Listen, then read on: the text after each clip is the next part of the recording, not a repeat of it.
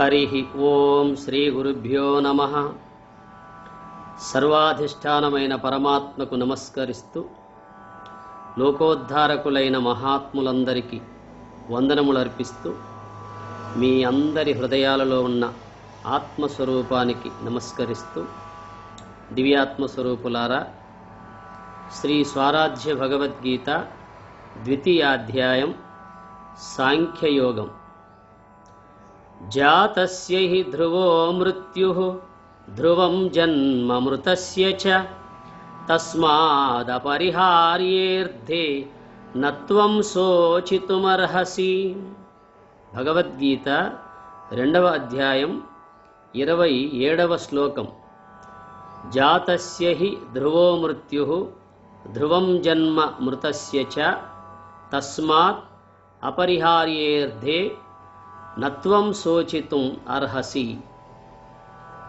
హి జాతస్య, ఏ కారణము వలన పుట్టినవానికి, మృత్యు ధ్రువం, మరణము నిశ్చయము, మృతస్య, మరణము నొందిన వానికి, జన్మ ధ్రువం, పుట్టువు నిశ్చయము, తస్మాత్ అపరిహార్యే, అందువలన పరిహరింపశక్యము గాని, అర్ధే త్వం, అర్ధమునందు నీవు, శోచితుం నార్హసి, దుఃఖమును పొందుటకు తగవు. అర్జున, ఏ కారణము వలన పుట్టినవానికి మరణము నిశ్చయము, మరణము నొందిన వానికి పుట్టువు నిశ్చయము, అందువలన పరిహరింపశక్యము గాని అర్ధమునందు నీవు దుఃఖమును పొందుటకు తగవు అని పరమాత్మ అర్జునునితో అంటున్నాడు. అర్జున, పుట్టినవానికి మరణం తప్పదు, మరణించిన వానికి జన్మము తప్పదు. ఈ సూత్రమును ఎవడును తప్పించుకొనలేడు. పుట్టిన ప్రతి ప్రాణి గిట్టక తప్పదు, గిట్టిన ప్రతి ప్రాణి పుట్టక తప్పదు. ఈ సూత్రమును ఎవడు తప్పించుకునే ప్రసక్తి లేదంటున్నాడు. ఏ కారణం వలన? ఏ కారణం వలన అంటే, జీవుడికి ఉన్నటువంటి పూర్వజన్మ సుకృతం వలన, తాను చేసుకున్నటువంటి ఒక కర్మల వలన జన్మలు వస్తూనే ఉంటాయి, పోతూనే ఉంటాయి. ఈ సూత్రమును ఎవడూ తప్పించుకోలేడు. ఎట్లా అంటే, పుట్టినది గిట్టియే తీరుతుంది, గిట్టినది పుట్టియే తీరుతుంది. సూక్ష్మ శరీరమే స్థూల శరీరముగా పుడుతుంది.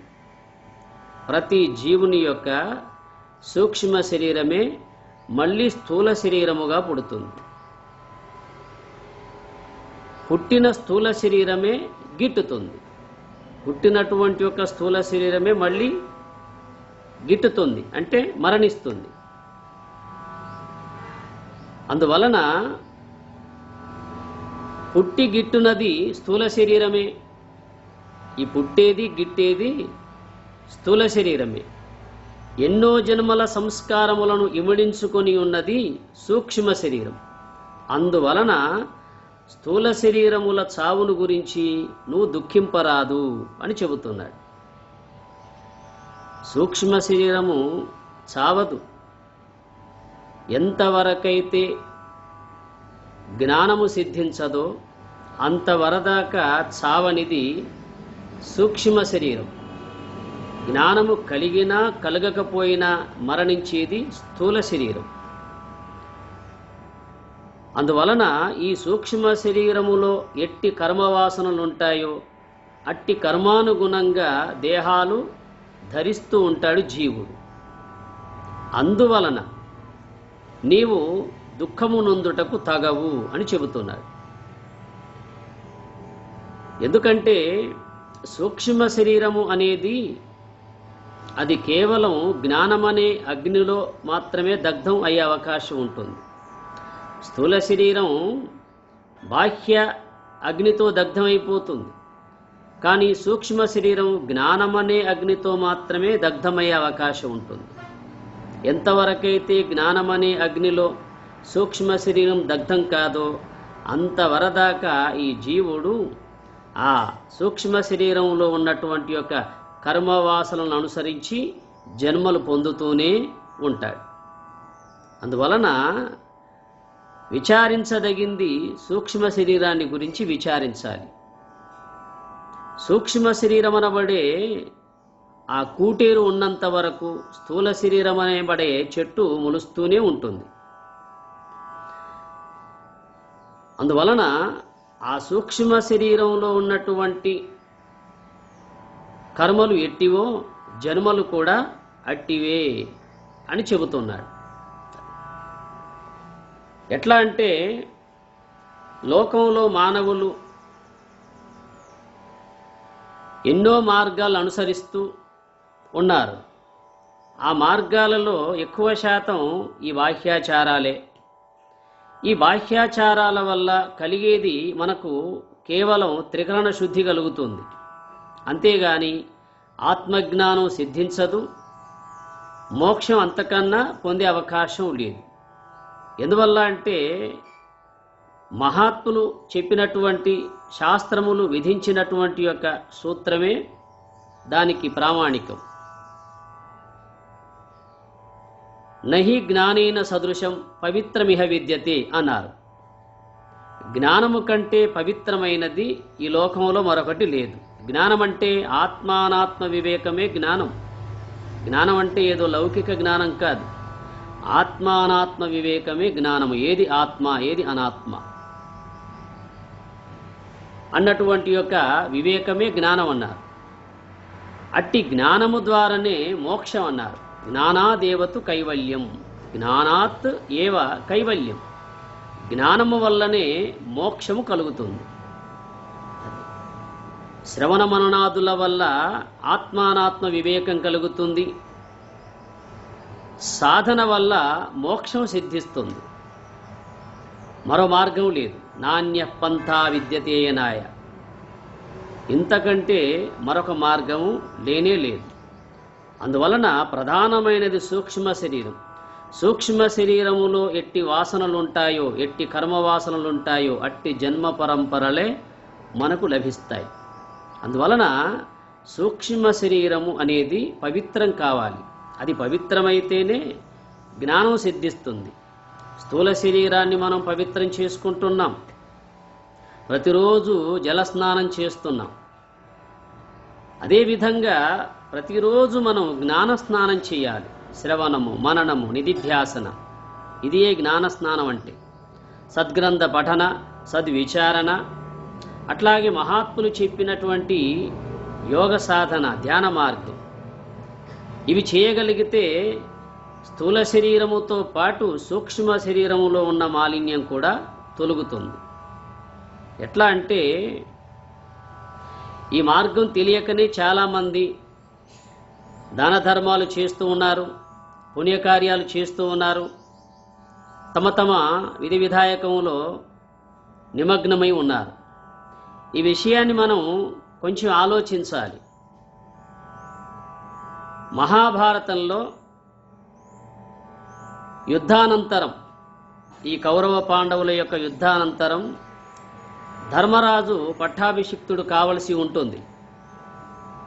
అయితే దానికి ముందు తీర్థయాత్రలు చేయాలని పాండవులు సంకల్పిస్తారు. ధర్మరాజు నిశ్చయించుకుంటాడు, ఇంతమంది బలిదానం వల్ల మనకి రాజ్యం లభించింది కదా, ఈ రాజ్యాభిషేకాన్ని మనం తర్వాత చేసుకుందాం, ముందుగా పుణ్య క్షేత్రాలు దర్శించి తీర్థయాత్రలు చేసి వచ్చిన తర్వాత నిర్వహించుకుందామని ఆయన సంకల్పించి తీర్థయాత్రలకు పోవడానికి నిర్ణయించుకుంటారు. అప్పుడు పరమాత్మను కూడా వాళ్ళ వెంట రమ్మని కోరుకుంటాడు ధర్మరాజు. ఎందువల్ల అంటే ఆయన యొక్క దయ వల్లనే కదా ఇంత కార్యం నిర్వహించబడింది అని శ్రీకృష్ణ పరమాత్మతో ప్రాధేయపడతారు. మహానుభావ పరమాత్మ, ఈ తీర్థయాత్రలో కూడా మీరు మాతో పాల్గొనండి, మీ అనుగ్రహం వల్లనే మేము ఇంతగా సాధించాము, మీరు లేక మేము లేము కదా, రండి అని అడిగితే అప్పుడు పరమాత్మ తనలో తాను వాపోతాడు, తనలో తాను ఆలోచించుకుంటాడు. ఇంతగా అర్జునునికి భగవద్గీత బోధించాను, ధర్మరాజుకు కూడా భీష్ముని చేత విష్ణు సహస్రనామాలన్నీ విన్నవించాను, అయినప్పటికి కూడా వీళ్ళలో ఇంకా ఆ బాహ్య దృష్టి పోలేదు, ఇంకా లో దృష్టి కలగలేదు అని అనుకుంటాడు మనసులో. కానీ బయటికి చెప్పడు. చెప్పక ఈ తీర్థయాత్రల్లో పాల్గొనకుండా ఆయన ఏం చేస్తాడంటే, ధర్మరాజా, నాకు పనులున్నాయ్యా, ఇంతకాలం మీతోనే ఉన్నాను, ఇకనైనా మా ద్వారకకు వెళ్ళి అక్కడ విధులు నిర్వహించాలి అని అంటాడు. అన్నప్పుడు ధర్మరాజు ఇంకా బతిమిలాడతాడు. బతిమిలాడినప్పుడు పరమాత్మ ఒక చేదు బీరకాయను ధర్మరాజుకి ఇస్తాడు. ధర్మరాజా, ఈ బీరకాయను నేనుగానే భావించండి, నేను మీ వెంట ఉన్నట్టుగానే మీరు భావన కలిగి ఉండండి. మీరు ఎక్కడెక్కడైతే పుణ్యనదులలో స్నానం చేస్తారో అక్కడల్లా దీనికి స్నానం చేయించండి. ఎక్కడైతే మీరు దైవ దర్శనం చేస్తారో అక్కడల్లా ఆ పుణ్యక్షేత్రాలన్నీ దీన్ని కూడా దర్శింపజేయండి, ఇది నేనుగానే భావించండి మీరు అని వాళ్లకు నచ్చజెప్పి పంపిస్తాడు. ధర్మరాజు దానికి అంగీకరించి ఆ బీరకాయను పట్టుకొని వాళ్ళు తీర్థయాత్రలకు వెళతారు. ముందుగానే చెబుతాడు పరమాత్మ, ఆ బీరకాయను ఎవరో ఒకరు చేతిలోనే పట్టుకోండి, కింద మాత్రం పెట్టకండి, మీరు ఎక్కడెక్కడైతే ఏదైతే స్నానాదులు నిర్వహిస్తారో దానికి చేయించండి, ఎక్కడెక్కడైతే దర్శిస్తారో దానికి దర్శింపజేయండి అని అటువంటి ఒక జాగ్రత్తలు చెబుతాడు.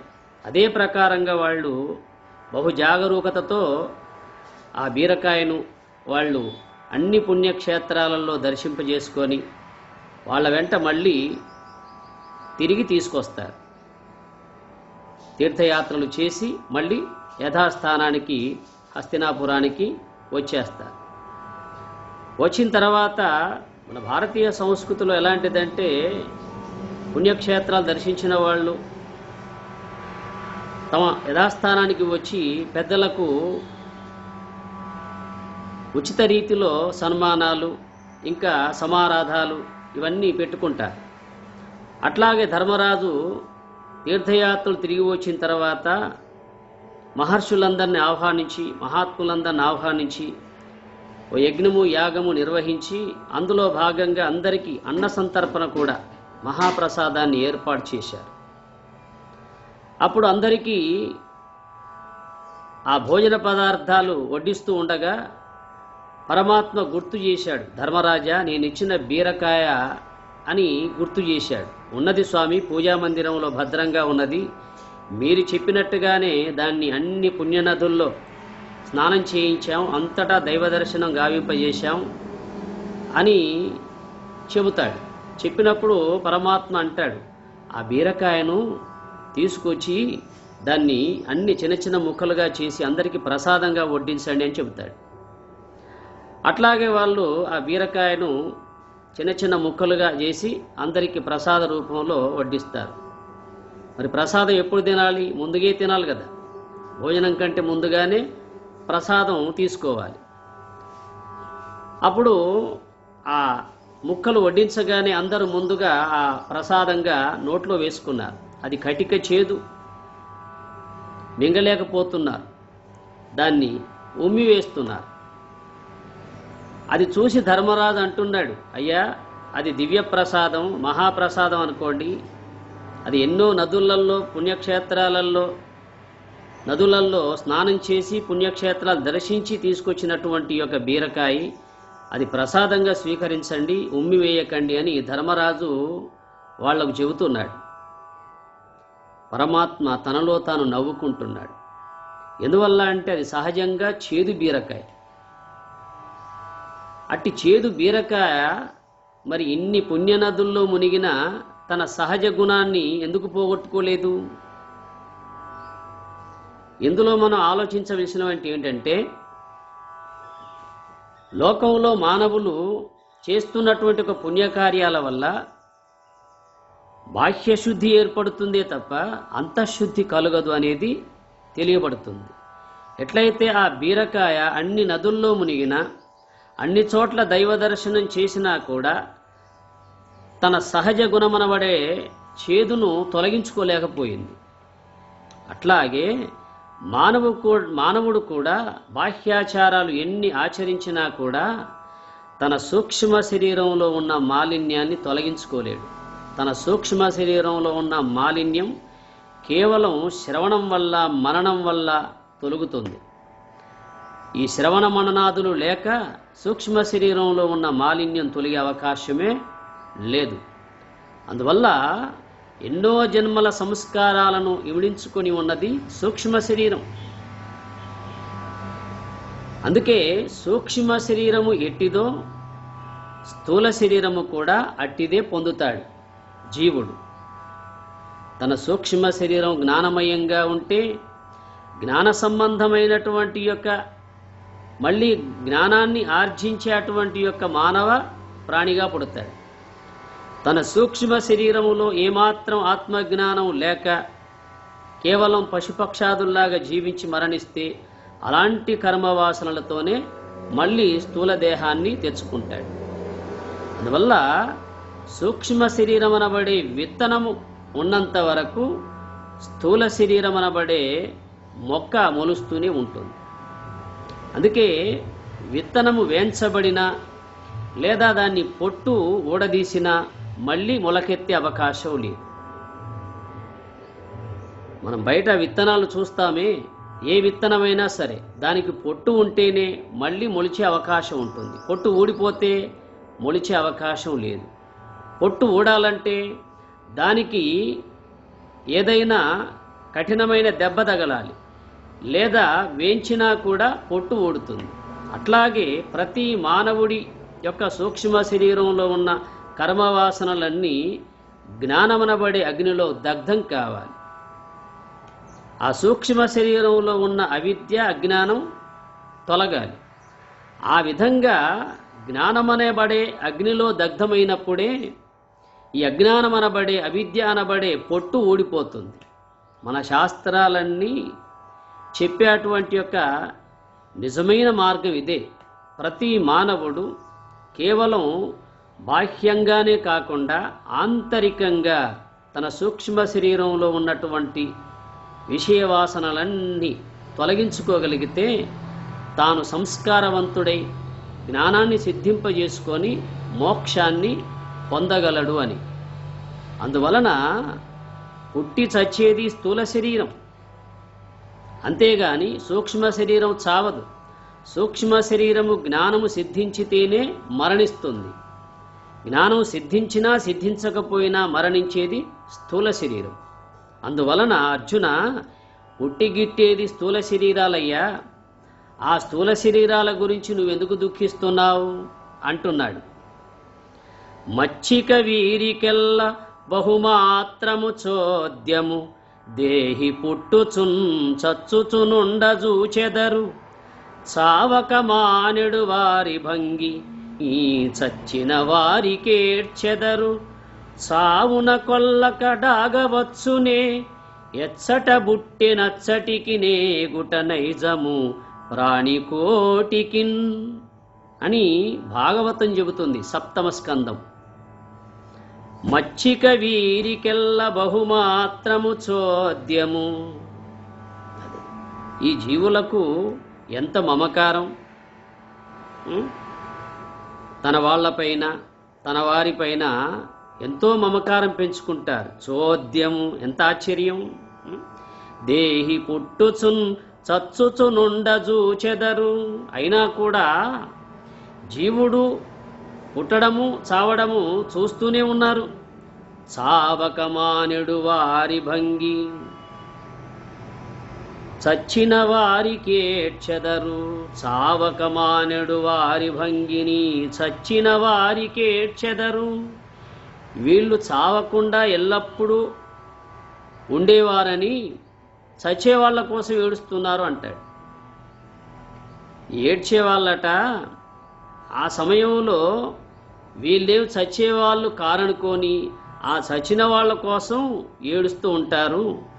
చావున కొల్లకడాగవచ్చునే. చావకుండా ఎప్పటికీ ఉండగలమా? ఈ చావు పుట్టుకలను మనం ఆపగలమా? ఎచ్చట బుట్టెనచ్చటికి నేగుట నైజము ప్రాణికోటికిన్. ప్రాణులన్నీ ఎక్కడి నుంచైతే వచ్చాయో మళ్ళీ అక్కడికి పోవడమే నిశ్చయం. ఎక్కడి నుంచి వచ్చాయి?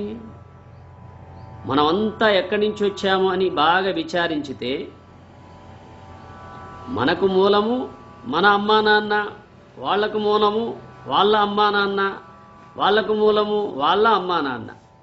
ఈ విధంగా మనం ఎంత లెక్కించినా కూడా అది తెగదు, ముడిపడదు.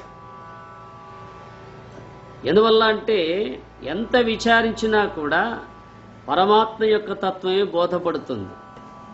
ఈ విషయం తెలియకనే కదా చాలామంది విత్తు ముందా చెట్టు ముందా అని ప్రశ్నిస్తారు.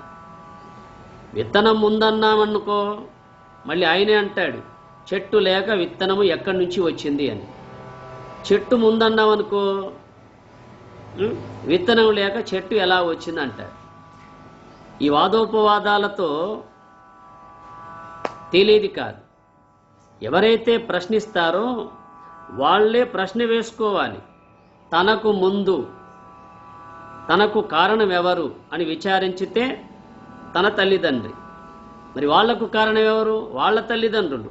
మరి వాళ్ళకు కారణం ఎవరు? వాళ్ళ తల్లిదండ్రులు. ఈ విధంగా మనం లెక్కించినట్లయితే అన్నిటికీ ముందు పంచభూతములు, వాటికి ముందు పంచతన్మాత్రలు, వాటికి ముందు అహంకార తత్వం, దానికి ముందు మహత్తత్వం, దానికి ముందు అవ్యక్త తత్వం, దానికి ముందు శబల బ్రహ్మం, అన్నిటికీ ముందు శుద్ధ బ్రహ్మం.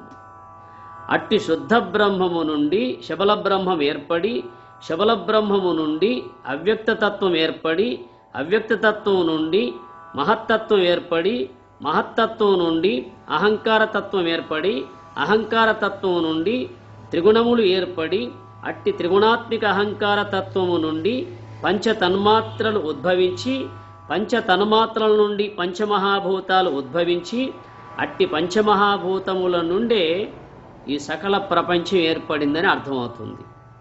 అందువల్ల అన్నిటికీ మూలం ఆయనయే.